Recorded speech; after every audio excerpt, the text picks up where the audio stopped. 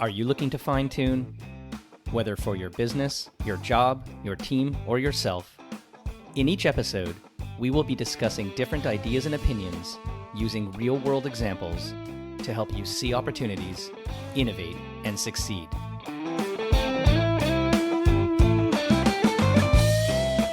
Hi, it's Corby Fine, and welcome to Fine Tune. So it is 2025, and it is time for me to relaunch my podcast. I am so excited to have my first guest of the year and the new season, who is someone I have crossed paths with many times in the Canadian marketing, advertising, MarTech, media environments. Jon Finnie, who is currently the head of international sales for Yahoo Ads. I've known him for quite some time. He is responsible for driving revenue across all of Yahoo's consumer properties, which includes Yahoo News, Yahoo Sports, where I might participate in a few fantasy pools. I don't do very well. Yahoo Finance, the DSP, programmatic advertising, data platform. There's so many things that Yahoo does, and I know it's one of those names synonymous with all of our beginnings on the internet, both from a consumer content consumption as well as a marketer and an advertiser. Prior to Yahoo, Jon had different senior roles, multiple brands, Diageo, Virgin Media, Chorus Entertainment, progressively growing his career and now leading an incredible, iconic brand in the Canadian market. Jon, welcome to the podcast today. Thank you, Corby. That's quite the opener. Absolutely the pressure to deliver. It's great to see you again, great to connect. And is it still too late to say Happy New Year? No, we're good. We're January. Happy New Year, mate. Thank you. Jon, you've seen a lot of change in this industry. You talk to different brands, agencies, and marketers. One of the things we've always had to deal with is this notion of ambiguity. None of us are magic fortune teller oracles with crystal balls knowing where things are going. But from your perspective, as you look at the next year and moving forward in this world of ambiguity, what do you see as steps or things that the overall industry should take when it comes to enhancing transparency for marketers, measuring success, the things that we always just don't fully understand and we put so much trust in the ecosystem? Yeah, thanks. Yeah, for me, it's several things, Corby. One is that giving buyers control. The industry should be prioritizing empowering buyers with more control over their campaigns throughout the entire buying process. It's essential for buyers to maintain control, give them the flexibility to choose their own data sources, curate supply, making decisions that align with their specific brand goals on supply curation. Supply and data are very important. Marketers manage supply. They can manage premium publishers, channels, formats that best align with objectives. To give people the flexibility to make their own informed choices is much better than having that forced upon. Using our DSP, for example, you want to allow choice and control for the advertisers to access the supply they want to access it, using the data they want to access it, not have somebody grade their own homework, but use third-party companies to validate the success of a campaign, so that we're not the ones saying, oh, this campaign delivered X, Y, and Z, it's amazing, let's invest more. Let's have somebody else be the arbiters of what's successful and allow the advertisers to own that control themselves. So to follow up on that, I guess with all of the new privacy concerns, regulations coming in, whether it's UK, California, Quebec, some normalization at some point, I assume, lowest common denominator. Yes. What do platforms, media platforms like Yahoo, plan to do to empower the marketer with the control and the choice in spite of all of these regulations and this perpetual shift to a cookieless environment? Yeah, we have a very privacy-centric approach to Yahoo. It's part of our evolution. We were once owned by telco brands, probably very familiar with that, Corby. Very, very risk-averse, particularly about how we manage privacy. So that's kind of part of our lifeblood. Like, we want to be very careful about how we utilize our data. Now, we're a global company, so all of the regions that you mentioned, we need to make sure that we are adhering to every single rules and regulations globally, and we feel that we do a really good job of that. Where it comes from our DSP perspective is, how do we ensure that the advertisers can use a DSP that is regulated, understands privacy and control, they feel confident that the data that they're getting from our data has been vetted and is legal, their data the same, any third party data that they want to use within our DSP has the same rigor and regulations with which they manage their own data set. So coming back to the fact that Yahoo has all of these different content verticals and channels of interest, and then talking about privacy control, what are you seeing then in terms of this mix between that ultra niche targeting and audience based versus maybe a little bit of, let's go back to 1999 and start to talk about contextual placements? What are you seeing given the fact that Yahoo does have so many different content angles and channels? Yeah, so like 8 in 10 Canadians visit Yahoo each and every month. Could be one of the 11 million finance users, could be one of the 5 to 6 million sports users. If you said yourself you're a fantasy user, we have unique access to consumers coming to our properties each month. We're top 5 in news, lifestyle entertainment, top 3 in mail. We have a search property. All of this information and content allows users to come and engage with us on a regular basis. And because we have access to that content, we have information on those users that allows us to target users both on and off our network in a pretty privacy-centric approach. We have our solution called Connect ID, which is the combination of the 7 million logged in users in the Canadian market space and utilizing that data to access those users regardless of where they are.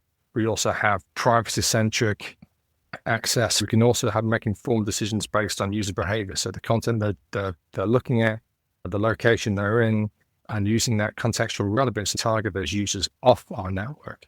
Because we have access to that information, we have to see users both on and off, which really helps us to drive success. We're seeing a much greater focus on contextual relevancy than we've ever seen before as we shift to Chromageddon, where we lose all cookies, which at some point will happen maybe this year, maybe next year, maybe even in the next 10 years. We see a prevalence of marketers looking to reach contextually engaging and safe environments. And we feel best placed at Yahoo to offer them that on our consumer properties, but also utilize that data to then find their duty across the entire ecosphere. Chromageddon, love it. I think that's now in my lexicon. Yeah. 2 letters, AI, the big 2 letters. So I, as a marketer, I, as a consumer, I, as a podcast editor, as someone trying to help edit my kids' university and high school papers, have become an astute user of prompting in different tools. But that's simple stuff. What I'm seeing from the marketing, advertising, content generation, analytics exercises where AI is starting to play a part is seemingly monstrous in terms of its impact. What are you seeing right now, and what can you talk about in terms of AI being embedded within Yahoo's ecosystem, dynamic creative, campaign optimization, audience targeting, analytics? Where are you guys going with AI? Yeah, we see more agencies are seeking AI-driven solutions to reduce costs and increase the speed of output. Around 81% of Canadian advertisers are experimenting in some way, shape, or form with AI tools. Advertisers are using AI-driven tools to streamline workflows, enhance campaign precision, but not all AI is created alike. We'll see an increase in the usage of AI tools, but also an increase in scrutiny over what these tools do and how they're used. At Yahoo, we have a couple of ways that we're utilizing AI. First is Yahoo Blueprint, which is our version of an enhanced AI model that delivers superior outcomes and enhances campaign efficiencies and provides new AI-powered features. The advanced AI algorithm we use drives incremental efficiencies and significant performance improvements to advertisers throughout decisioning, supply curation, enabling advertisers to achieve their goals more efficiently.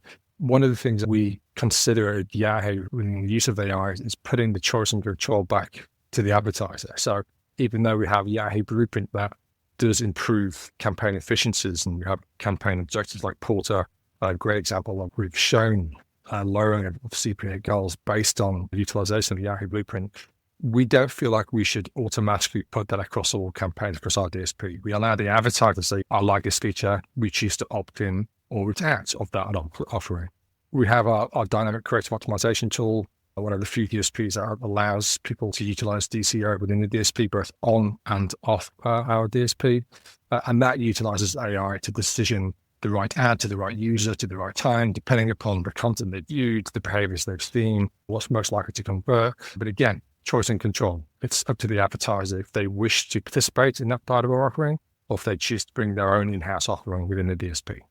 the choice of which ad and the optimization using the AI engines is quite interesting. I have had some personal experience with creative optimization within Not Your Platform, another one to test. And yeah, I can see how some brands from a comfort and control perspective wouldn't necessarily like some of the output. I have yet to see substantial gains in terms of a combination of AI-driven optimization plus creative manipulation, we'll call it, in real time. I think there's a long way to go there.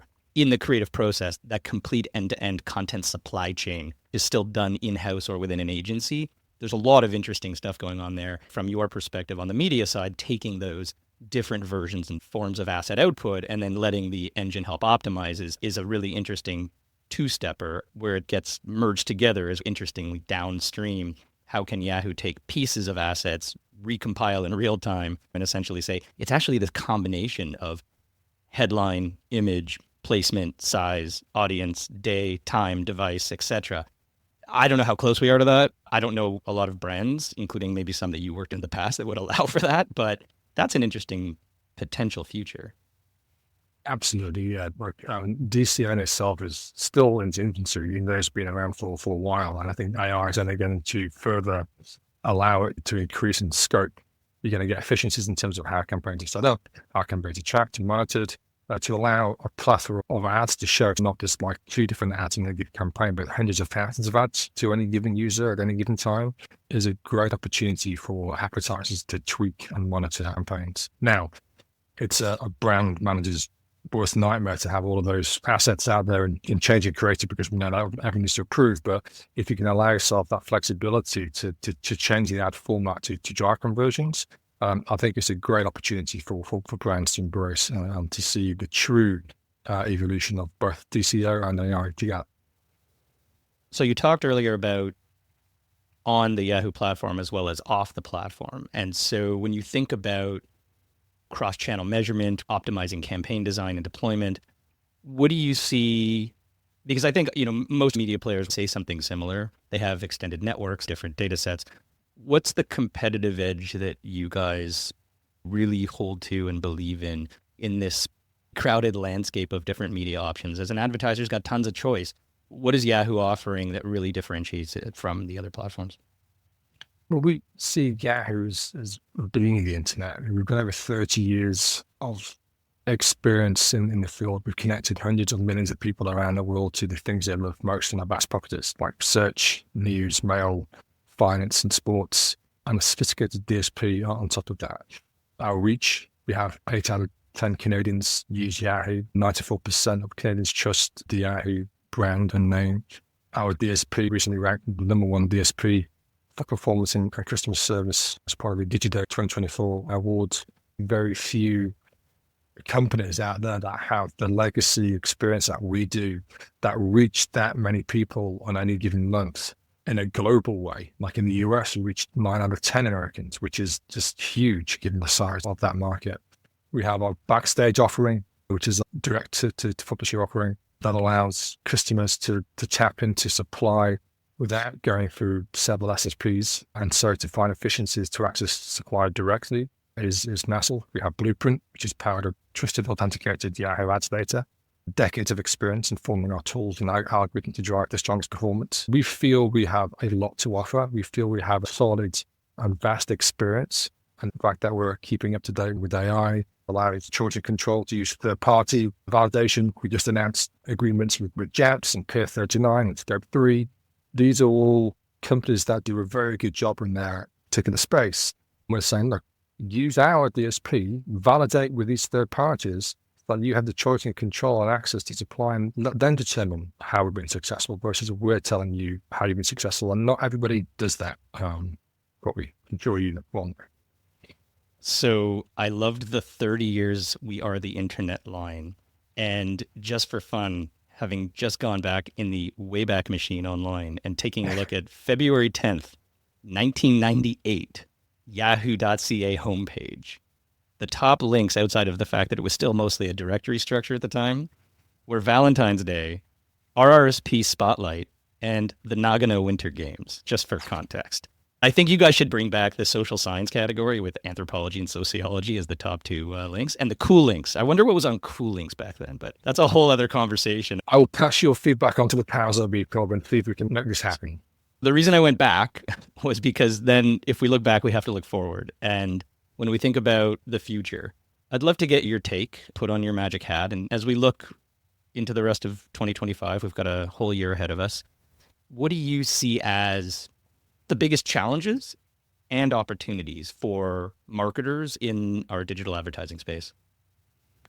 2025 is shaping up to be the year of growth and innovation. With the rise of AI, retail media, and CTV, it's a great time for brands to take control and find new ways to succeed. A few challenges and opportunities coming up: navigating the cookies feature. As third-party cookies phase out, advertisers will need to adopt privacy-first strategies, focusing on contextual advertising, first-party data, and alternative identity solutions. Now, we've been saying cookies feature for a while. I feel like we're back in the year of mobile from years ago. Now, I truly am dating myself, probably where every year would be the year of mobile. But clients and advertisers and agencies need to understand that cookies will be going away in some way, shape, or form as users look to have a more privacy-centric approach to their browsing habits and being able to work with brands and technology that allows you to reach and engage users is going to be a priority as they start to disappear. Diversification of ad spend across platform. With increased scrutiny of major platforms and the rise of new channels, advertisers will look to spread their budgets across multiple platforms, including smaller, more transparent ones to mitigate risks. Retail media will continue to rise as a key growth engine, offering advertisers more control over targeting and data syncing across platforms.